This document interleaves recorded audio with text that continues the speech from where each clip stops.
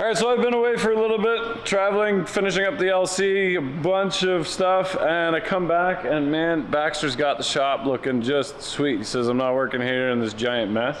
And he's got the body off the Wagoneer. He's got everything looking just so nice, but he didn't touch my Hemi. He still didn't finish rebuilding my Hemi for us. So we better do that in this episode, get this last thing together and get it ready for the Wagoneer. Here we go.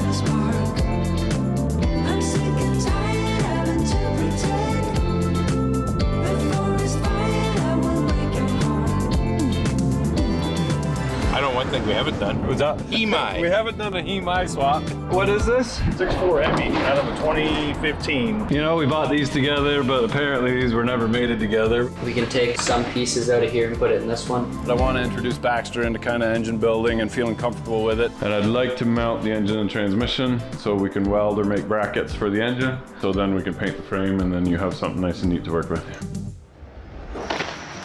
Hey. Baxter. Yeah. Happy Monday. Yeah. We made it through the weekend. Yeah. What do we got on the go today? Rich wants me to pull the Wagoneer in. I gotta clean it up, put the seats in it, make sure they fit up nice, and then I gotta pull the cab off of it, paint the frame. That'd be full body off. Yeah. Yeah, nice. Yeah. Look like you're excited about that one. Yep. It's gonna be awesome. Just slap the Hemi in, put the 4L80 on, and then just go? Yep. Sounds pretty easy. Is that a 4L80 or 4L60? I think it's 4L80. Okay. I think it's one of the first versions of the 4L80. Oh, that's good to hear. Yeah. It'll blow up not as fast. As a 4L60. Yeah. Yeah. I don't think it's starting. Gotta jump it.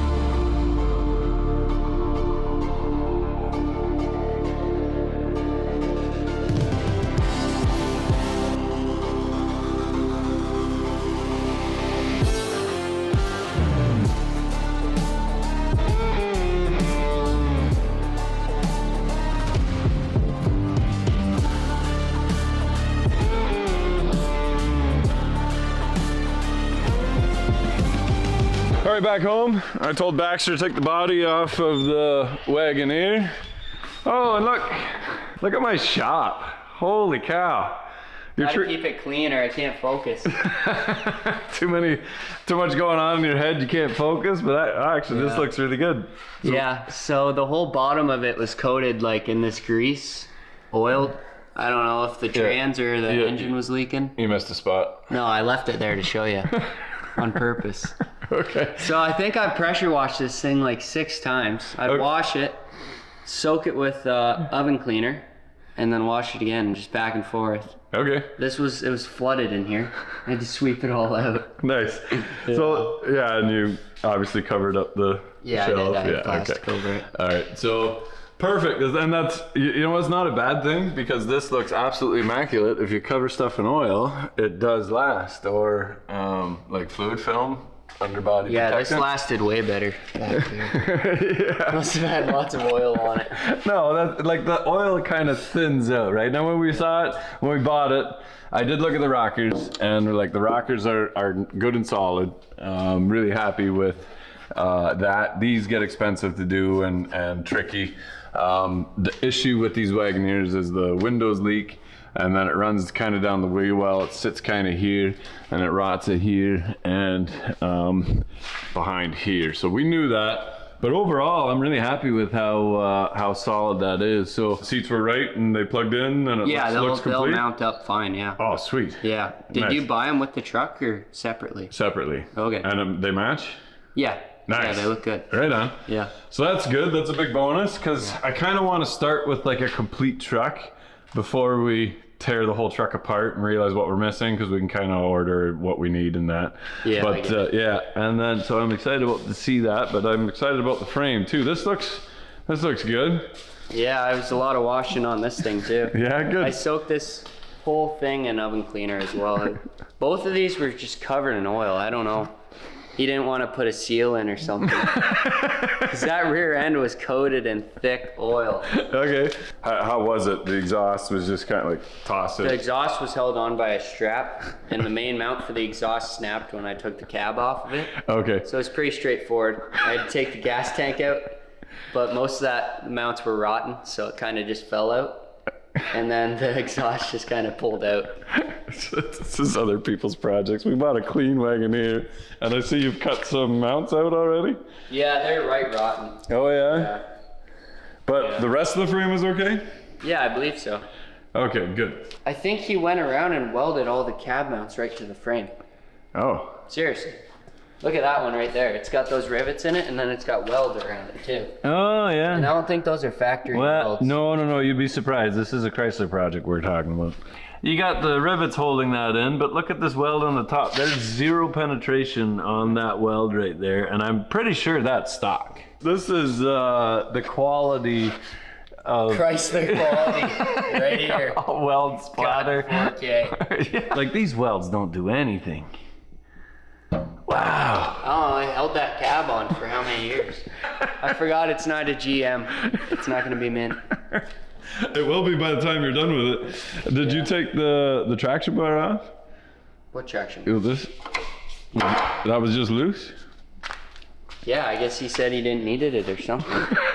I think we should leave the original brake lines because they seem to be in really good shape. So these ones are new, and I can do a better job bending that. Like I don't like this, so you can paint over them. Just leave them attached so they're closed. I think the goal for this is to fix the mounts. Take a stamp or you cut out whatever distance is. It should be the exact opposite on this side. Yeah. So you have kind of this half moon to work with, right? Mm-hmm. So make sure the hole's the same size, and then yeah, you got it. We do want to figure out the transmission mount and the oil pan on the Hemi before we paint it, because we'll get some sparks and stuff in it and whatever. We're going to take these engine mounts off, and yeah, because these were meant for the LS, and we'll build ones from scratch because the Hemis are completely different. Okay. I want to see this interior. I think it matches right. Nice. We have that other door too. What's wrong with this one? Look on the outside. It's not in the best shape. No, I think there's a bunch of Bondo in that one. Yeah. So I think you can swap the doors as well. Okay. But and then the center console, we got to do something with that because that's out of like a Sonoma. Although the color is pretty accurate. I want to get rid of it. It looks junky. I think it matches pretty good. Not my typical tan, which is normal. Back seat's good too. Yeah. But yeah, I think there's a bunch of Bondo and stuff in this one, but we'll see what the other door is like. This is what I was worried about. Mm-hmm. But he did buy the other doors. The problem is he put the other doors in a pole barn for a while and they were sitting in gravel, so the bottom's a little rough, but I think we can sand that, and this is probably going to get a full paint job. So. Yeah, I've been looking at colors to paint this thing. Dark green with the wood. Ooh. Yeah. Ooh. I'll paint like it. Dark green? That's like a bluish gray, isn't it?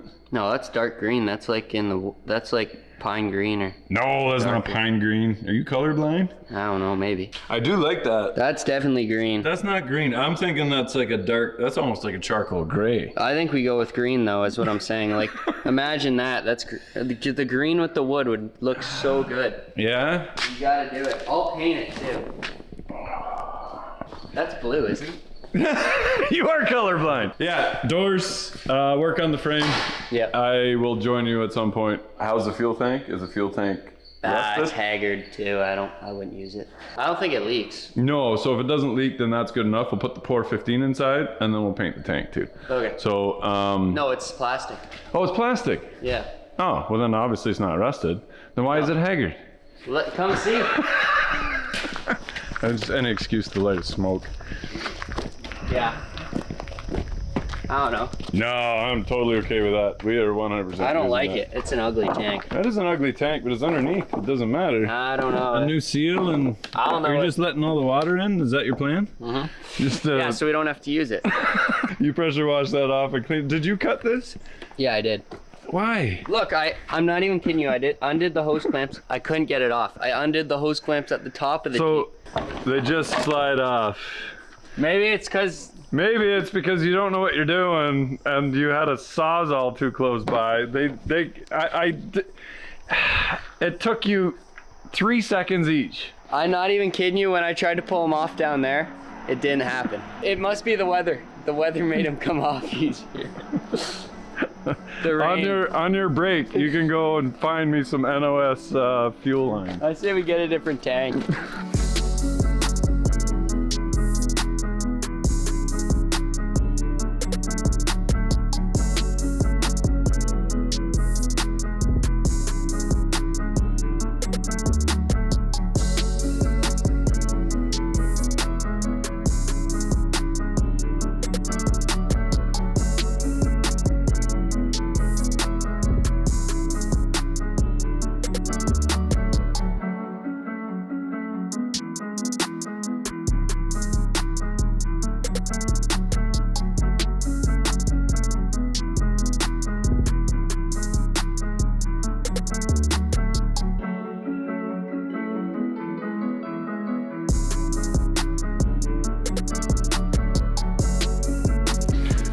Alright, Baxter's looking for some nuts and bolts. We gotta figure that out better.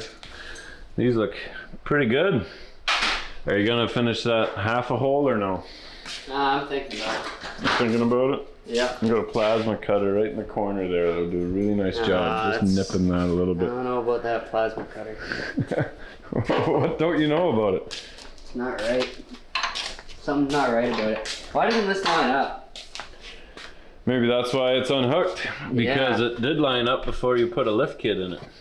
Oh, this thing is. Oh. Oh, so Yeah. you gotta listen to every piece of information that he said, and I think he just said he put a lift kit in it.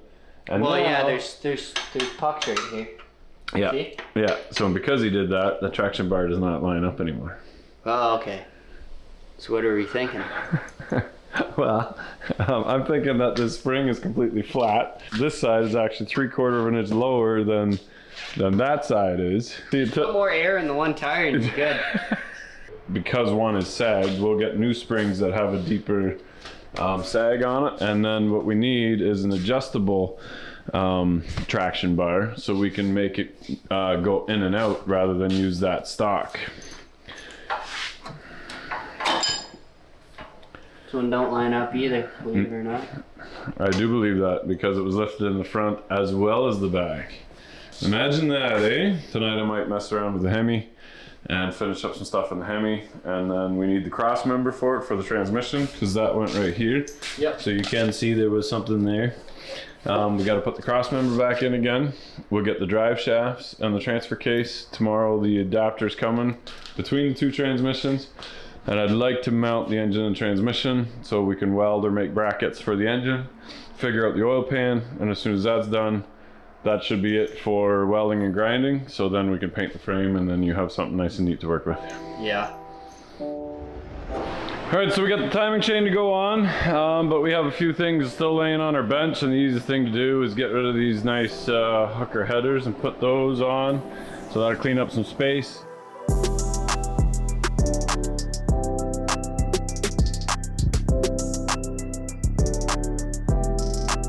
So the Hemi heads actually do fit on either side, so you can put the left head on the right side or the right side on the left side, but unfortunately the exhaust manifold does not line up. You would have your headers pointing forward if your head is on wrong. So it's not ambidextrous like the LS engines are, where you can do whatever you want. There is a driver and a passenger cylinder head. Okay, we got our exhaust manifolds on, pretty straightforward. We're gonna put our timing gear on. We got our timing chain, and we've got a couple dots and a couple lines. So on the camshaft, if you look right up in here, you see a line there. So that needs to be at TDC, top dead center. That lines up with this mark on the timing chain. So we've got one mark on our chain here. And then we've got two marks on the opposite side of the chain. So now we've got two of these. There's a dot on my timing gear right there. You see that tooth? So that dot goes between the two lines right there. So the dot goes there. So the two go on the chain, go on the bottom. Now without the guide and the tensioner on it, the chain slips right on. So we can line this up on the top. You see that nice line and a line, no mistaking that guy there. Now we can line that with our dots. We'll see how it's straddling it. So we have the one dot there, and then a line and a line there. We know that we're good. So do not let the links fall off of your chain. You can double check it when you're done. Now when you're turning it over, if you're turning the engine over and it stops dead, that's because it's interference engine. So whatever valve is down could hit the piston. Don't keep going, obviously. Go the other way. Or do this before you tighten down your rocker shaft. What we're doing is we're just putting our guide here on this side. There, we'll tighten that down.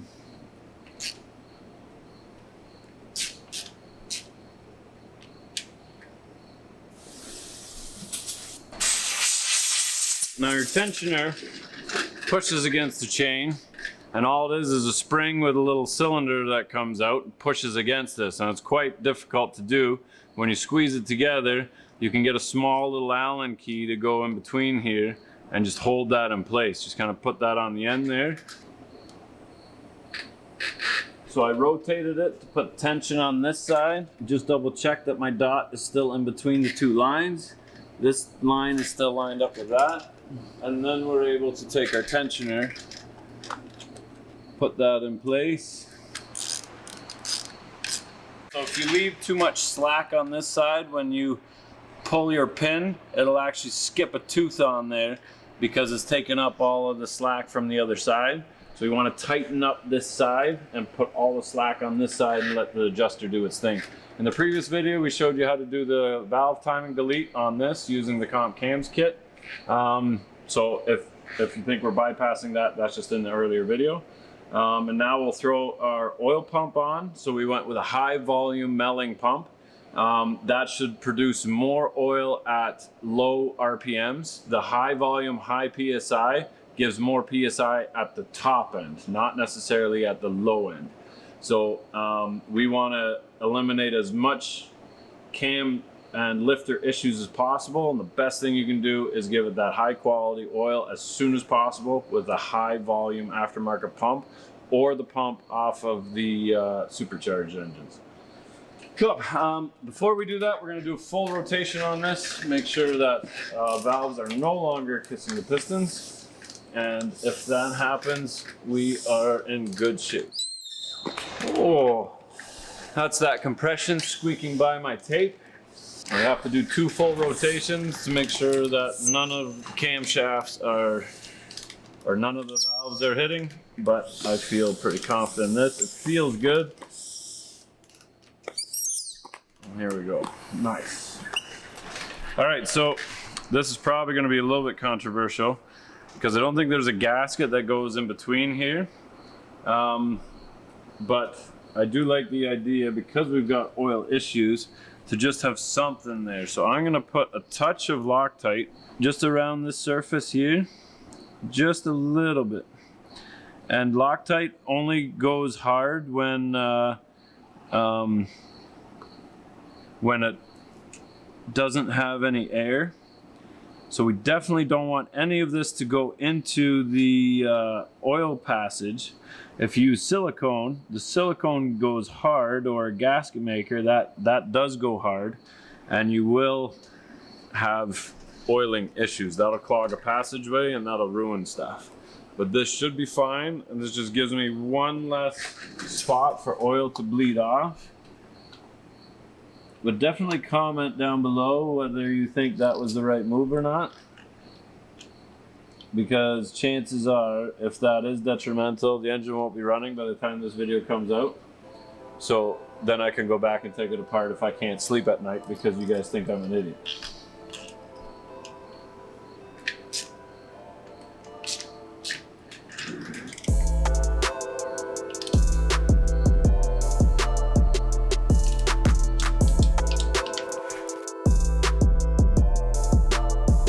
For front main seal, if you don't have a nice seal pusher or something that goes nicely on that outside ring, just use the old seal. So this was the way it came out. I punched it out from the back, but we'll flip it over and we can just tap on the outside or use a press, push that in, and it'll work really nice. I used to be all careful until I saw Alf from the skid factory when we built engines together and just grab a hammer and punch the stupid thing in. No big deal.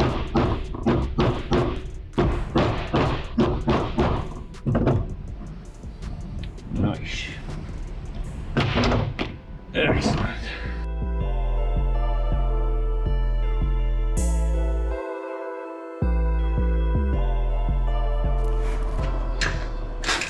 Now the rest of this I did not take apart, so I have no idea which bolts went where. We'll just make it up as we go.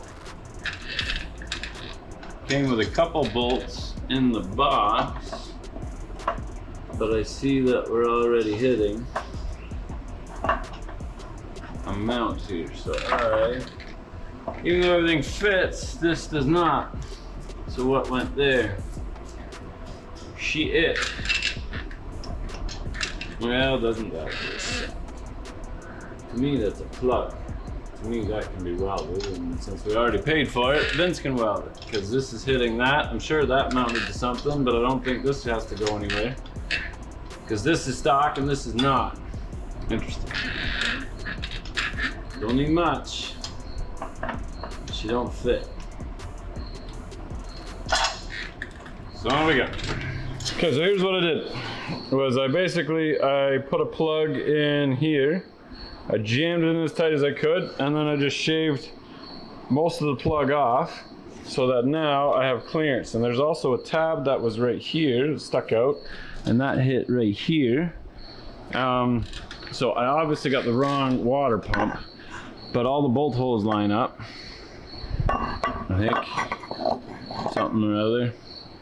They do, I swear the bolt holes line up. Somehow they line, some bolt holes do line up. Now this was the wrong water pump, but now it's the right water pump. Just because probably a split year or something stupid with Dodge or Ram or Stellantis or whoever made this stuff. So we're gonna make it the right one and just pop it on and hope for the best. I don't know, I don't feel like waiting for another water pump. So here we go. Look, it fits. It's the right water pump, I think. Probably not. Maybe we shouldn't tighten all the bolts, because probably towards the very end I'm gonna go, oh, that's why they did that. To keep me from doing that, and I shouldn't have ground that off. And that was the wrong water pump, and I should have waited. Stick around for that part. All right, so I think that the AC compressor is the right size, and it's out about 2 ribs past my idler here, or my tensioner. This looks more like a 5.7 pulley system, and this I can actually pull this out of here and get that to line up yet on the water pump. This is off though. It doesn't line up with this either. This, I believe, is stock to the engine. I don't know what's going on. Now I could put this on because everything depends on where my front pulley lines up. I'm gonna stick that in the oven at 250 so it slides on better, and then we'll pull that on tight. But I think for now, while I wait, because I don't have a power steering pump or an alternator, we're gonna get those. But I know that my AC compressor is gonna go down here. I know that this is roughly about the size where this is gonna be. I'm gonna flip it over, put the oil pan on, And then we're gonna mount it to the transmission and put it in place and see where everything lines up. This could hit the frame. Oil pan's probably gonna hit a cross member. This might be too high up, who knows. We might have to get a whole new assembly anyway. So we'll do that before we order any more parts, but this is the fun part of trying to figure out what is going on with this engine and somebody else's project. I knew what I was getting into, but we'll put some of the rest of the stuff together, and then we're gonna mount this to the transmission, and then the transmission into the frame. So here we go.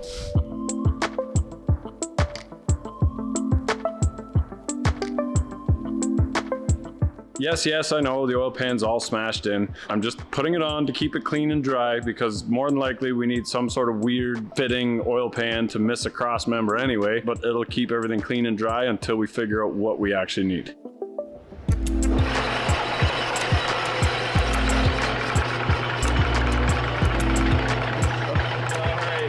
What are you doing, Lee? So we're throwing this in the lathe. We're turning down this little lip. For some reason, they had a lip in there.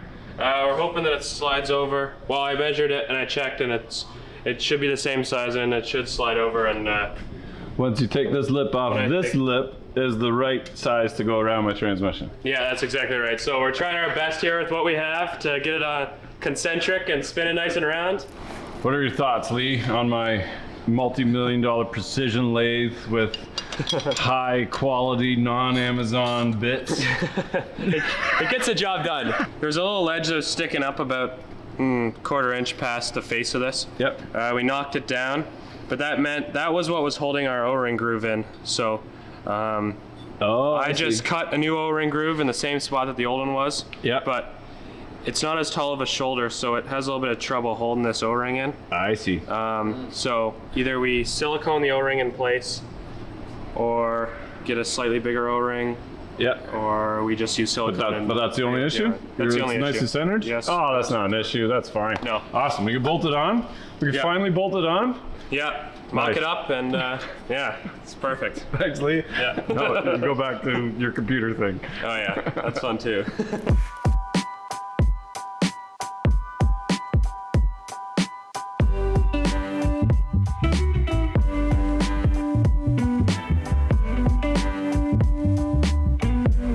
All right, Baxter, after what, 6 months, we might be able to actually mate this transfer case up to this 4L80. It's gonna be mint. We got some torque converters. Oh yeah. I don't even know what these are. I know they're left over from TCI. I think they were trials for the GTO. I think I ran the one, but not the other. I think the one didn't fit. I don't think this one fit. This one's brand spanking new because it still has the thingy in here. This one's got frickin' oil on it. Yeah, so that one I pre-lubed already. I guess we should look at the numbers, see what the stalls are, and then go from there. That's crazy. I never actually seen a torque converter before. Like, I thought they'd be much bigger than this. You're gonna hear that a lot in your life. All right, we got a torque converter in, and that was just one left over from TCI. I had two of them. One had the slot, one had the flat spot. The flat spot went, was my pump drive on this one. So I'm in the pump, but I am hitting the housing now. So I got to see where my flywheel ends up. So we got to put the rear housing on here and the flywheel, then measure where the mating surface is to the flywheel. If that pops out a little bit, then I'm good. If not, I might have to shave just a hair off on the inside of that bell housing. So from the mating surface is only like a 1/4 inch, and I already have 3/4 inch here. Yeah, just over 5/8. So that should be able to pull that out a little bit. And we should actually be good. I think it's gonna fit. Gotta watch that hole there. Yeah, watch the hole. I don't like working backwards. What the heck? Okay. Working backwards. Yeah, I already have that hooked up. The bell housing's threaded on some of them, but not all. okay. That little bit. Minus the, so see this, Lee? See my little angle on the torque converter? I just need to take just that edge off, but I guess we could do it with a grinder. Might have to. Yeah? I can do it on the lathe if Lou can't. Give Baxter a run with it. See what happens. It'll be in pieces. Okay, so Lee is making me a bushing to center this inside this. So the bushing is gonna go inside here with a little taper on it. So the torque converter will be centered on the crankshaft. And then I need to drill these holes. I'm just gonna mark them and drill them with a drill bit set because the holes are gonna be good. But it's the centering of the pilot here that's the crucial part, so I'll let somebody else do that. So the edge of the hole is right on the taper there. So we just have to drill the hole on the edge of the taper there, we're good.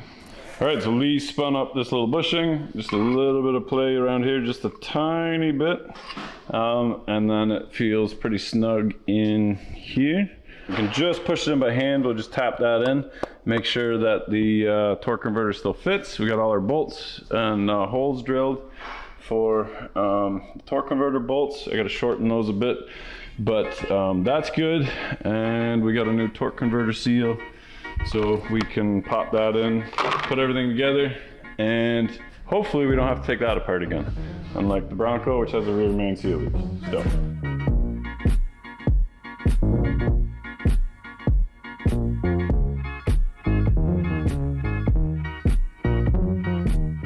All right, it's together.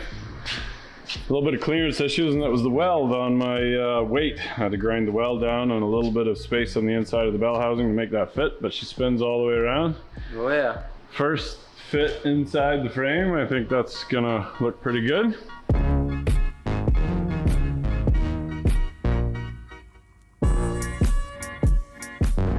We've got it sitting in here. We got the transfer case mounted, and of course, we are nowhere near where we need to be. So that's too long, that's too short. So the drive shafts are completely irrelevant and don't work at all. So basically, we're just starting over from scratch. There's just pretty, yeah. Drive shafts don't fit at all, Baxter. No? Not even close. Not even, even if I shove this where the radiator is, it still wouldn't fit. Oh really? Yeah. So we get to start over from scratch. Anyway, we're gonna move the engine ahead a bit. Just a little bit so we can try and clear this. And we've got our Canadian body mounts temporarily. It's almost hockey season again. That's about how high we want the body. So we'll see if we can make this all fit. Okay, so it fits pretty good. We're sitting on our mounts now, but things are a little tight. I can't ever change those spark plugs on the back one on the driver's side, but easy upgrade is a hydro boost, so we're gonna do that. Apparently mid-90s Astrovan is a direct bolt-on, so we're gonna unhook that, get rid of that. It's gonna be gone. And then this AC evaporator box here, there's a fan for the AC and there's a blower motor for the heater. And I'm thinking that, you know what, it's 2025, there's probably a better upgrade for that, and that would clean up the engine bay a little bit, and that might solve the problem for the Bronco as well. So we'll see if there's some sort of unit there, but the easiest thing for that is to get rid of that right now, put the engine exactly where I want it, and leave the air conditioning for future Rich's problem. There's lots of room to go up. That'll give me a little more room for the suspension and the track bar underneath there. So I think that's what I'm gonna do.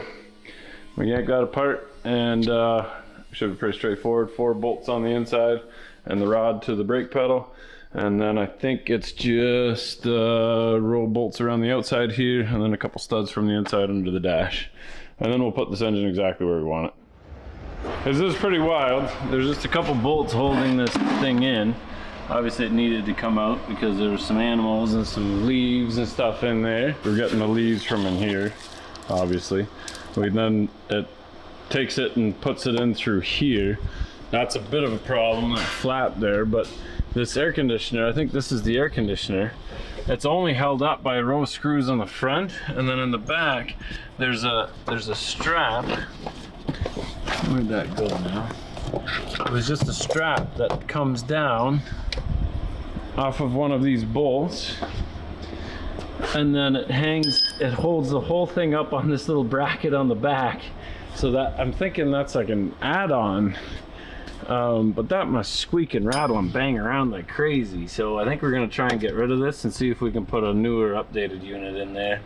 All right, there it is, slight angle down to try and keep my U-joints in line, high enough to clear my front diff without any major issues, and my traction bar far enough forward so that it doesn't hit my firewall. I've got the most clearance out of like any of my engines. We got a nice long hood, so I got lots of room for my radiators, my condenser, and my fans, and far enough to the side that my shifter still works unobstructed. I bent it back, but I'll bend that back to where it was. That should clear right there.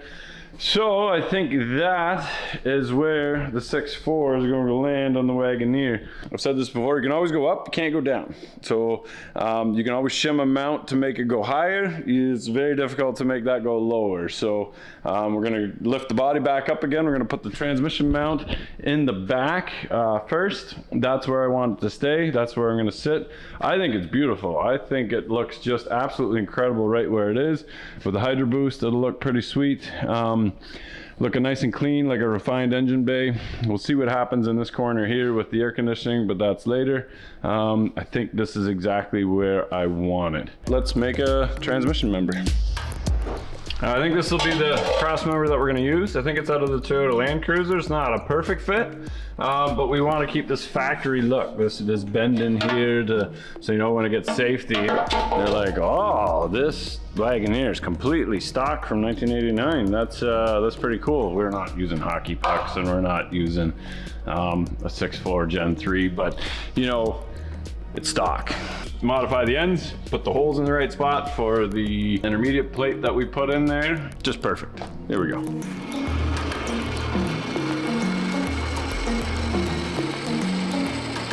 So I was about to cut these off because it's got to go higher, and then I thought, you know what, there's only one spot weld holding this in, so I can fold these up and that will work much better. I'll just bend this one and then I'll bend that one, and then we got a nice big steel plate, and drop this down. Keep this nice and low. It's about 3 1/4 inches for the mount.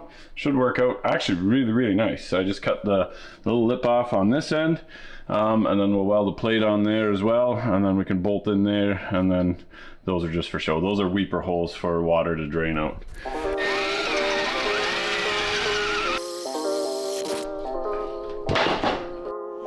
I'm like 90% sure that's what this tool is for. Warm that up, fold that. Yeah. I messed up bad. I like putting angles on my brackets so that, you know, it's not just a square block. And I cut an angle off where this is supposed to weld to. But like Bob Ross said, there's no mistakes, just happy accidents, because look, I can fix it.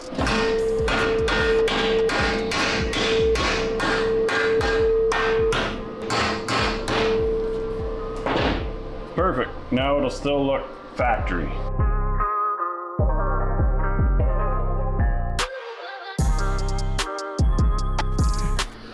All right, that looks great. It's bolted down in a couple spots. I need to fill in the middle there yet. There's like a C notch. I'm gonna plug that so I have a spot to drill into as well, but there is 3 bolts on both sides holding it. That puts the engine and transmission exactly where I want it, but my strap is in the way of getting at my mounts here. So we're gonna go straight through this mount, make a plate that's a little bit bigger, and then add 2 bolts on here yet to hold the engine mount in place. To do that, I'm just gonna pick up with a cherry picker again.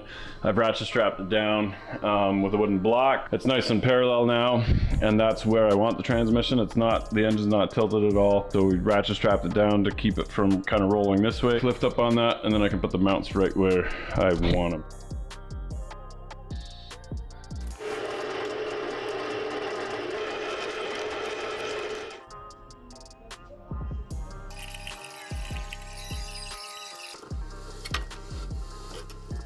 Okay, so that's the mount in its barbaric form. Kind of ugly, but basically just tacked together so I can hold in the right spot. I think I'll use the plasma and just cut a nice little semicircle around on both sides, and then we'll put a little brace probably across the top or on the bottom, one of the two. maybe a little triangle here. We'll cut some corners off, and it'll look like a nice mount. That should be nice heavy duty. We went bigger on purpose just so that we can cut it off and see what we exactly need. And this is what we need. Here we go.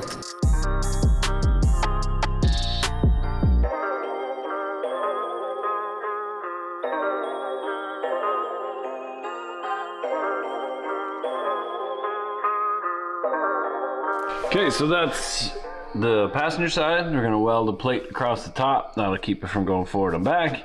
And then we're gonna do the same on this side.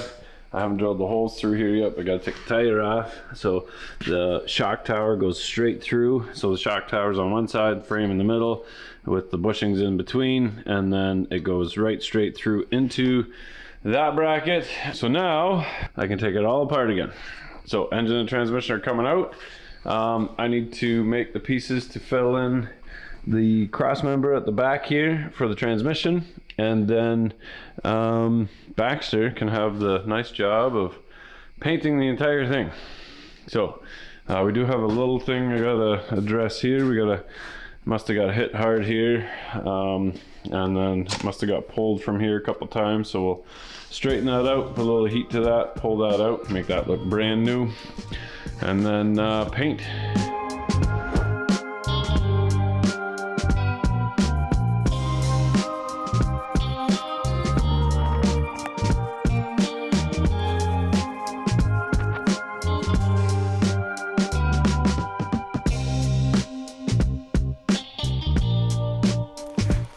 All right, Baxter painted the frame in a controlled paint booth with all the proper paperwork and emission stuff. Unfortunately, we forgot to film that, but he did a really good job painting it. Forgot to document our work. Forgot to document all that legal stuff, but the frame looks absolutely mint. Now we're gonna scratch it and whatever, putting it all back together again, but Baxter's putting the cross member in, which he complimented me this morning and said looked factory.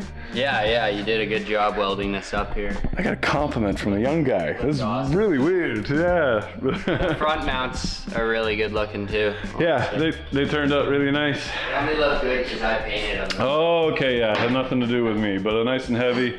We got a slot to drop the engine on the one, get it in place, hold it in place, and then this one will put the bolt straight through. And we just need to paint the shock mounts when you run out of stuff to do. Yeah, the shock. I painted them. Oh, Side. oh, nice. Look at man, what a guy. He's starting to figure it out. So we can put the shock mounts back on again. The Bilstein's back on the front, because that looks good. We're gonna get new shocks and new springs for the back. But as soon as the front mounts are in, we can pop that beautiful engine back in again and make it look like a truck.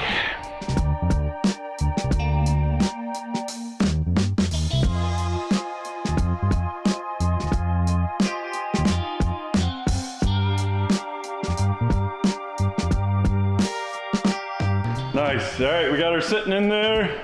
I moved it ahead another 3/8 of an inch just because I think we can spare that in front of the radiator. And the radiator and everything's in for this too. We just got to go grab it. Oh, sweet. Okay. Across the border. All right, let's go down. Yeah, we can go down. Hold on. Yep, keep going down. Did it lock? No, you can keep going down. So that's perfect. Yeah, that is perfect. I just stick my finger in between there, and I like that. So how does it sit? Grab the intake. We gotta put the intake on. The intake is pretty. You think the intake will fit? In my head, it fit. You're one of those guys. Yeah. Well, it should have fit. It should have fit. Yeah. Come ahead. That's right there. Right there. Yeah. Nice. Perfect. I think that, and then the hood should clear. This is pointing pretty high up. I hope that doesn't become an issue. Well, you could turn this, no? I wish. Oh, no, there's not a way to turn it. Wow. Weird. Yeah. I think our pulley system is kind of out of whack, so we're going to look at Holly and see if we can get a new front cover that cleans this up. It still kind of looks like a truck. I'm going to get you to weld up this tray. Not because it's worth doing, but because I want you to practice welding a little bit more rotten tin, because we're going to be doing some body work on this later. Yeah. Just in the floor patches. So if you do really well with this, then you can graduate onto the floor. All right. I don't know why he's not using this perfectly good table. I guess he likes working on the floor. So he put in a couple patch panels. More or less, that's just a practice. I want him to butt seal up to each other, not have it overlap. So I want him to get used to the welder and how little bit you got to weld to connect those two joints together. That's just the fuel tank holder, but he has to do the floors next. I'm really happy that I can kind of give him guidance on the project and then let him go and do his thing for a while I'm messing around with the hybrid stuff.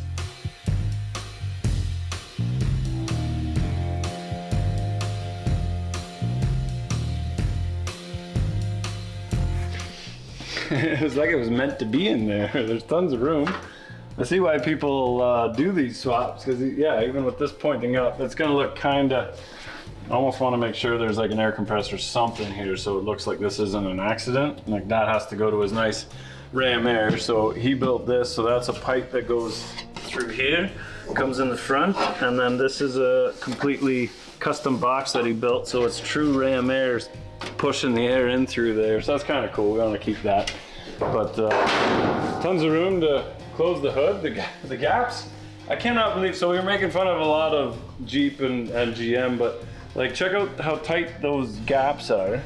And we didn't set anything up, but like that's close. That's some pretty fine engineering to miss the wood and everything too. I don't know. Look at that gap compared to that gap. Ah, you're too fussy. That would bug a lot of people, actually. I'm trying to, like, a lot of Jeep guys are watching this, or Dodge guys. So you guys stop harping on it. It's nice, and I'd say it's nice, and the first thing you do is, no, he's wrong. It looks like shit. Oh yeah. Go outside, but Jack it up a little bit. It'll look mint. up higher. I said I'm never gonna buy somebody else's project again, and here we are. Realized that a lot of the parts that we got were not fitting, were wrong. Everything was kind of half finished, but I'm not blaming the guy that we bought it from. He loved this truck, and I'm sure he did his best, but I knew that going in. We paid a fair price for it. It's in good shape body-wise. But now we're into a full frame-off restoration again. And that's okay, because this is perfect for Baxter. When we get a bunch of parts in again, then we'll roll her right back in the shop again and carry on from there. But if you're watching the channel for motivation, you don't have to go get carried away and do everything that we do. You can just throw another Hemi in here or an LS, get it back on the road, deal with a little bit of the patina, and just enjoy it. And there's nothing wrong with that either. It's an art project for me, as much as it is a practical vehicle. We got the interior for it that matches, but we need to reupholster that. The cushions are all soft, and if you guys know where to go for that, I think Catskin does have something. We'll look into that. If anybody knows of anybody else that has the original upholstery for this, we kind of want to keep the interior burgundy original, but everything else underneath the hood, all of that's going to be modern and brand new. So thanks for watching, guys. Appreciate you guys. Thanks for commenting. Lots of other stuff going on at the same time. We like rolling the stuff in and out to keeping everybody entertained while we, if this isn't your thing, then one of the other projects might be, and that'll be up next week. So remember, if you're not filthy, not rich, get out there and work on it. Here we go.